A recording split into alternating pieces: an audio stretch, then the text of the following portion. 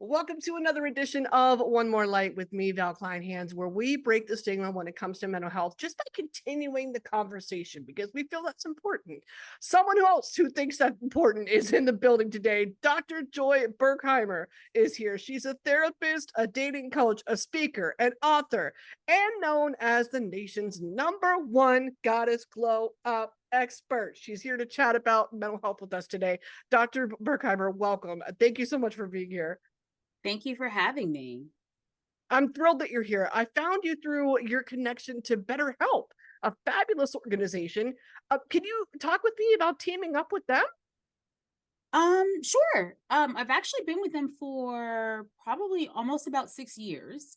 Oh, cool. So it's definitely a little bit different than it was before. They have added quite a bit of things. They've evolved, I guess, over time, and times have changed, so they have changed. But I kind of partnered with them a while ago because they were starting to do groups to like offer groups to people. Um, Mm, and even though they do offer one-on-one therapy with everybody, they really wanted to be able to reach people and teach people more things about mental health, keep people educated on how they could manage themselves on a larger scale, and also have people kind of support each other somewhat in a group setting, without it being, I guess, intimidating because you can't really see each other and that kind of thing. But that's I kind of started with them with the beginning of their group process, and it's kind of grown from there. Now I do all types of groups with them. yeah, they're huge. I love what they're doing. A lot Mhm, of your work focuses on helping other women specifically. mhm. Why did you decide to make female empowerment a focus of yours? Oh, wow. That started probably quite a while ago. My work as a therapist is probably like my second and a half career. I've done quite a few things prior to this, but for about 10 years, I worked in Miami, in the Miami-Dade State Attorney's Office in the domestic violence unit. And Mm, so primarily the people that I worked with, unfortunately, the people who would like reach out for help and things like that would be people who identified as women. And there are victims who identify as men, but they're not usually going to be the ones who are going to be calling the police. So mm. the vast majority of the time, I'm working with people who are women. And that probably was the reason that I was drawn to women empowerment and really trying to understand how we get stuck in cycles, in our narratives around like self-worth, in our narratives in our relationships, and just feeling like we don't have options around just choices for our lives. Mm. So Mhm. you needed to be a listening ear in those situations. They needed Uh, that support, 1000%, yes. because they needed somebody to check them and say, "This is not for you, sis. This is not the situation that you want to be in." Well, in those moments, I actually was working the capacity of really just kind of getting a statement about what happened from just Mm, a factual standpoint. It wasn't really a like you need to be somewhere else, but it was giving the resources to give opportunities for them to be away from the situation without really mhm. saying you should go here or there. But what inspired me was the fact that I only had 2 hours to work with the women there, right? Like I could give them all the support, I could tell them what's going to happen in court, because when you're educated, you're more likely to be able to navigate it from a wise place and be free of it if that's what you choose to do.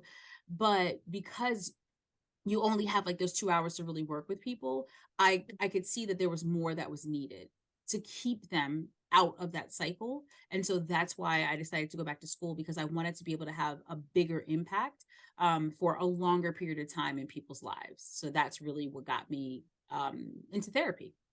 Right, and we got Mhm. doctor in front of the name now. Tell me about that Yes. journey. Oh, that's a long time coming.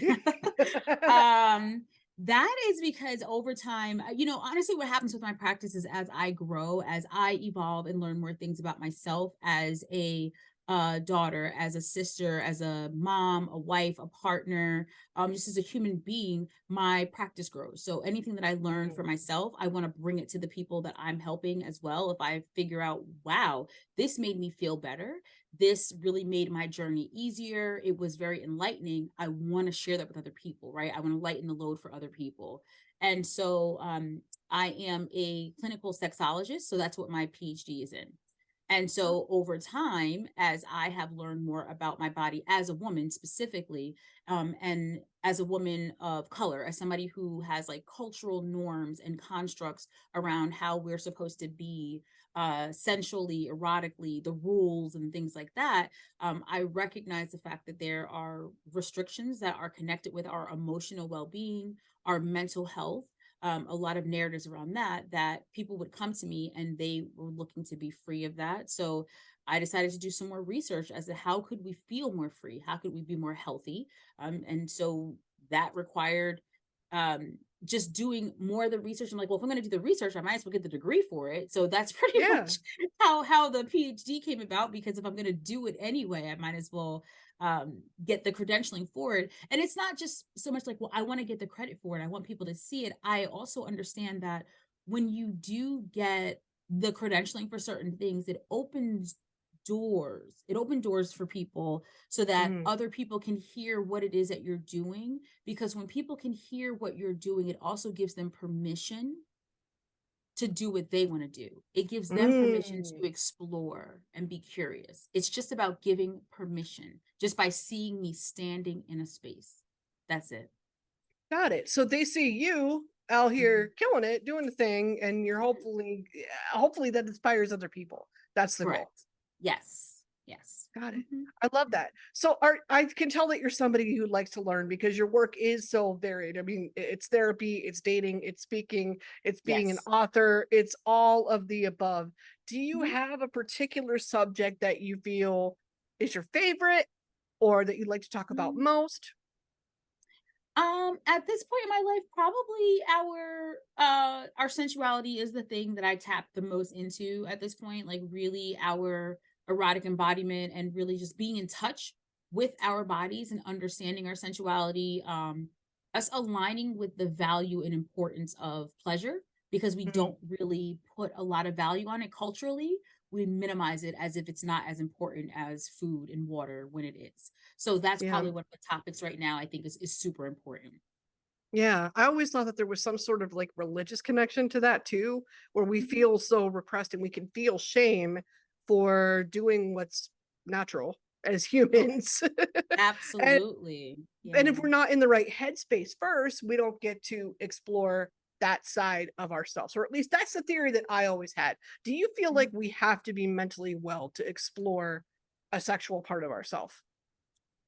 Mentally well. I mean, I guess that's like that can be on a spectrum, right? You can always be Hmm. mentally better, but you do have to be able to be present.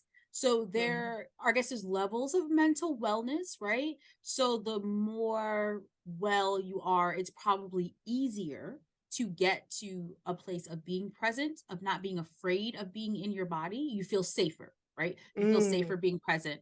And you cannot really experience full pleasure if you're not present, if you're not in this moment, because you're thinking of something else. Maybe you're afraid of what's to come, or your mind is where something was not great in the past. So you mm, can't experience all the sensory things that are happening in this moment.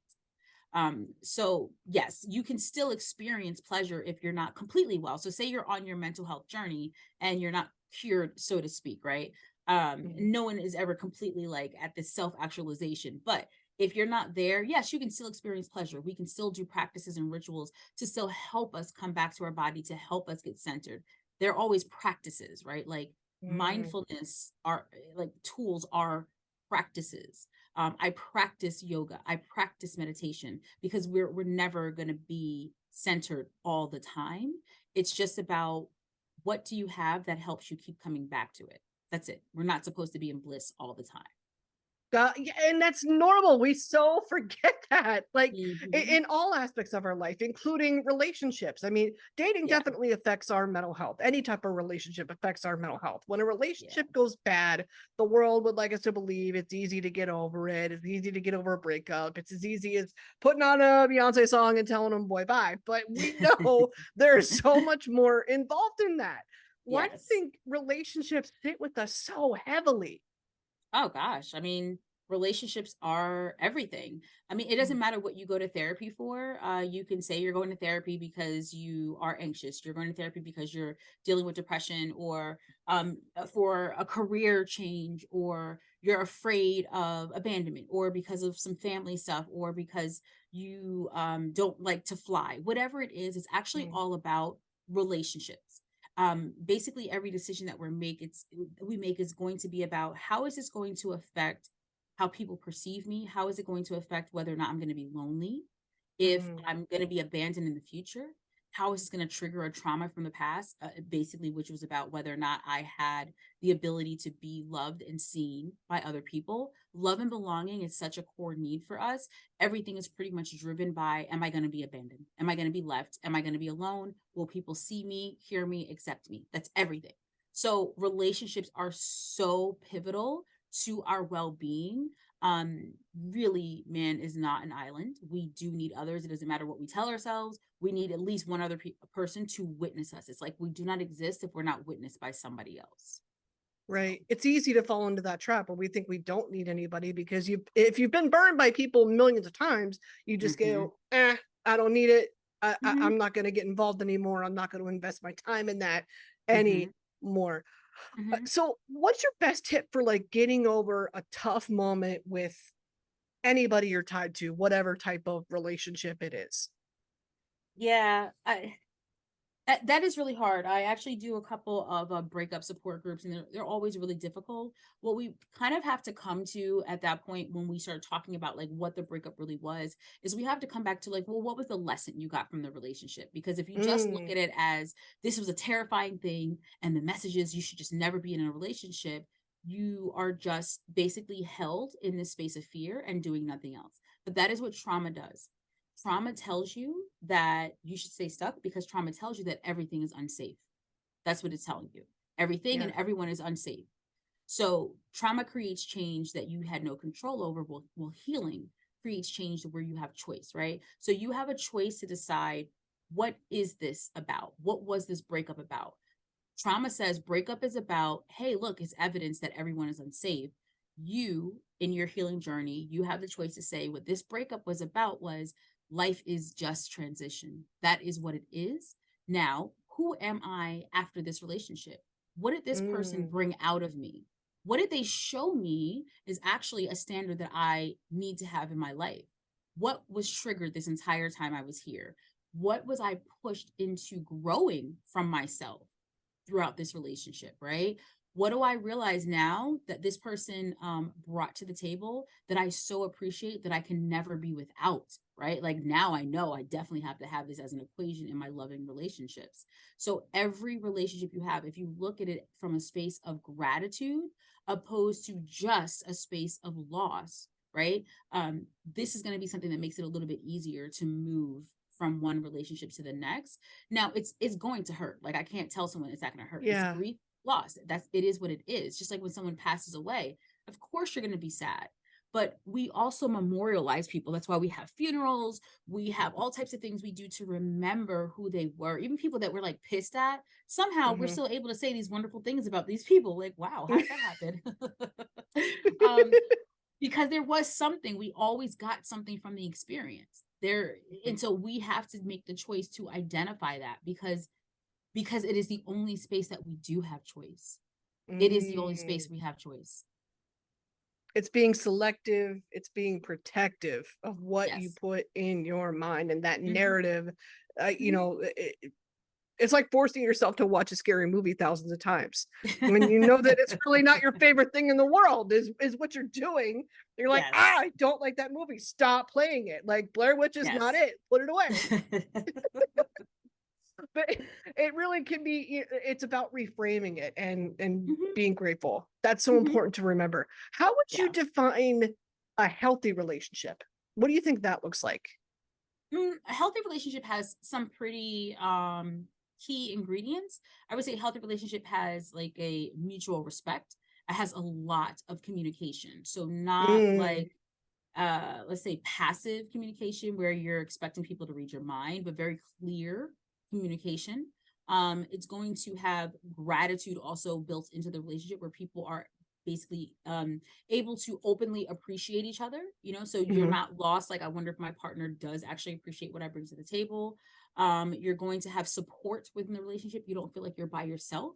You feel like this person does have your back, and you have an overarching love. And when I say love, like you feel like this person, love is when you feel seen, like really seen, for who you are, not seen for like the representative, not the first date person, but like just who you are. Like this person is on your team no matter how many boogers you have in your nose, like this is your Yeah, person. Yes. right. So that's the healthy relationship where you can actually exhale in that person's space. That's a healthy relationship. Mhm. I know. That's so powerful. And communication can be key for any type of relationship, period, not even just with a partner. Like, Mhm. if because how you can't expect somebody to be a mind reader. I've been guilty of Oh that. yeah. I will keep it a buck. Like I have really been holding people to task for wanting them to be a mind reader. I wanted them to know what I was thinking, wanted them to know Mhm. how their actions were affecting me. And it's Mhm. impossible. They're not Mhm. you. They're not Yes. looking at you. They don't know what it is Mhm. that they're doing that is, hurting you. So it's Yeah. important to speak up. We're so afraid to speak up. And sometimes it takes, that just the gratitude and the mental work first, I think, to get the courage to even Mhm. speak up and be that clear. That's what I'm kind of learning after a whole big journey with depression and anxiety and suicidal ideation. I was just like, oh, there was a lot of repression going on here. And we need Yeah. to just take a minute and say, I probably should have spoke up in these moments before getting this bad. I mean, Yeah. suicidal ideation, when I was in the ER, it was a nurse compared it to a sprained ankle.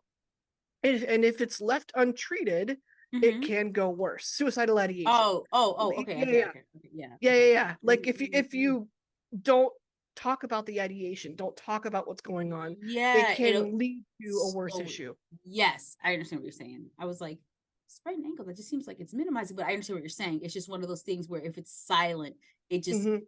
continues to like kind of crackle. I get what you're saying. Yes, yes, Yeah, yes. that's what she meant in that moment. And for me, I Yeah. was like, wow, I'm going to use this for Mhm. to get Mhm. people to understand how Mhm. it affects us because so much of us have a physical picture in our head of what Yeah. hurt and what pain looks like. It's hard Mm. to project that when it's a mental issue, but you can. Yes. It's Yeah. still just as important as our physical health. A lot of us forget that. And if I could paint that picture, that's what I would love to do. Um, Yes.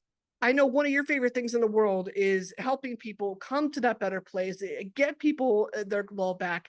When you're working with a client, is there a moment where my work is done? I've helped them and Hmm. they feel so much better. And I'm so Mhm. glad. um I'm laughing because one of the funniest things that my clients will do when we're in session is when I'm not really talking anymore and they're saying, well, I went out and I did this thing and then he said this thing or she said this thing or my mom said this thing and then I said, well, what would Joy say? And then they say the thing and that's when I know I'm like, okay, well, I guess I'm no longer needed because now you're just quoting me in your head and then we're good. That's pretty much when I know we're good. So yeah. Yes. I love that. That's got to be so gratifying. Um, Shifting your I'm mindset. excited. I'm just excited for them. I'm excited for them that they feel pretty confident about how they move in the world at that point. Yeah. Right, because I mean, you're watching them put in the work. Because Yes. it's not really you doing it for them. It can't be you doing it for No. them. No. So many No. people forget that too. Yeah. Yeah. It has to be them. I can't do it because, and I don't want to do it. And I tell them I'm not even the expert of their lives because they can give me a portion of what's going on, but they're the ones who really know what's happening and who they're dealing with.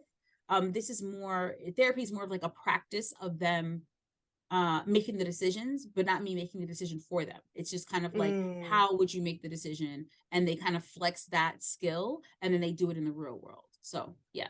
Hmm. got it. So Hmm. shifting your mindset is so important when it comes to protecting our mental health too. And I know Hmm. that's something you've touched on once in a while. What are some of the tips that we can use for shifting our mindset to a better place when we're really just stuck in a rut?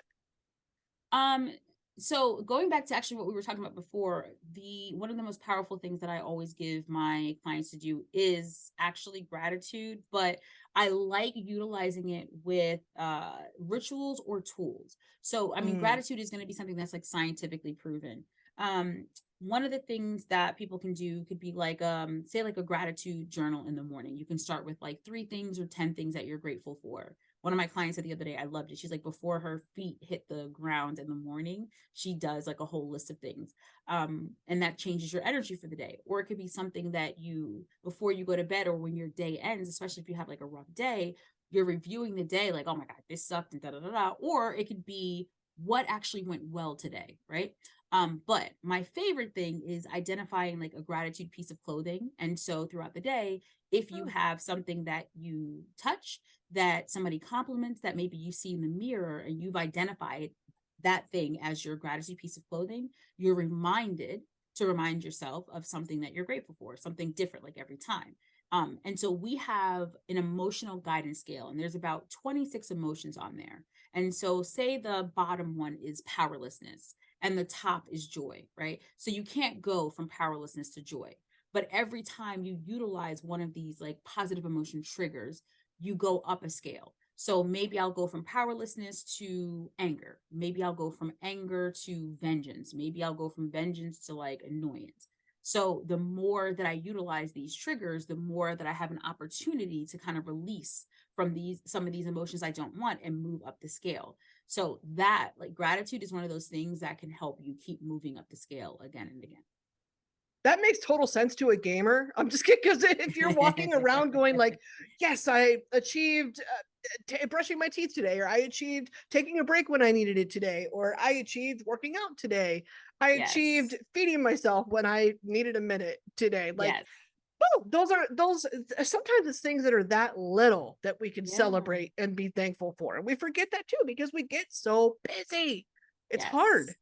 Yes. Yep.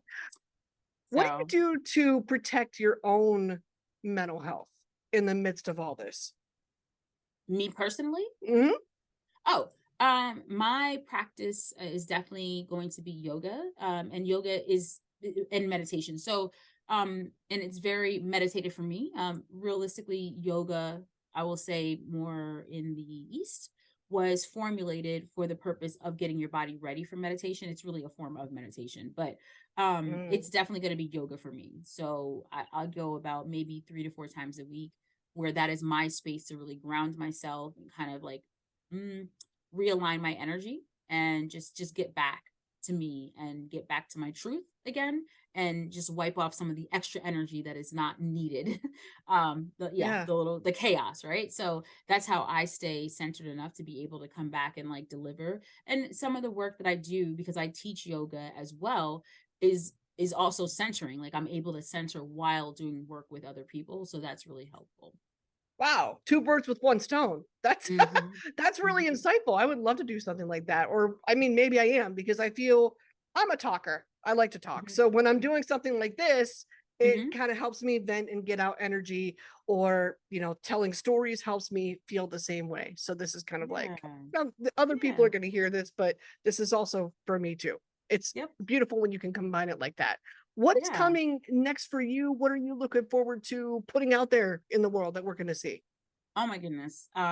Yeah, so speaking of my yoga, like that's probably one of the biggest shifts since graduating with my PhD, now being Dr. Joy, and now being a clinical sexologist. The biggest focus is moving towards a lot of this, really helping my goddesses focus on their sensuality, embracing that, stepping into that space.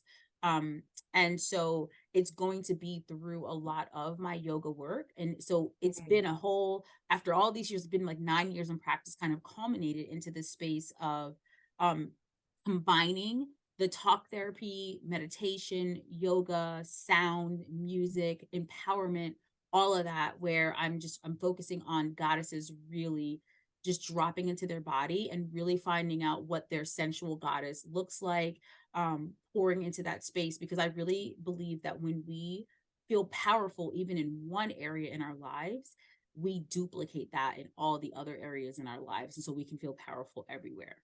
So Yeah, that is going to be the focus. Yeah. Mhm. I love it. What's a sensual goddess? I want to learn more about this. Ooh.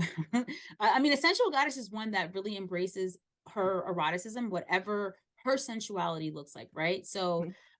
Your so sensuality is really being in touch with whatever your senses are, right?